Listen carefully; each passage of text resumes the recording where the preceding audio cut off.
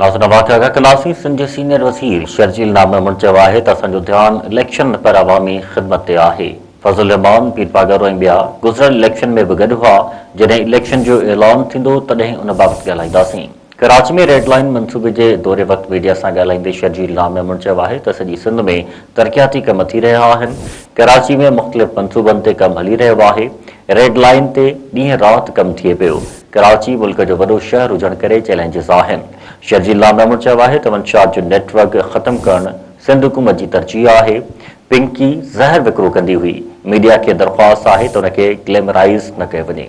हिकु बार ॿीहर वाक़ई ख़बर ॾियूं पिया, ब्रेकिंग न्यूज़ आहे, वात पहुचायूं पिया। सिंध जे सीनियर वज़ीर शर्जील मेमून चयो आहे त असांजो ध्यानु इलेक्शन न पर अवामी ख़िदमत ते आहे। फज़ल रहमान पीर पागारो ऐं ॿिया गुज़िरियल इलेक्शन में बि गॾु हुआ। जॾहिं इलेक्शन जो ऐलान थींदो तॾहिं उन बाबति ॻाल्हाईंदासीं।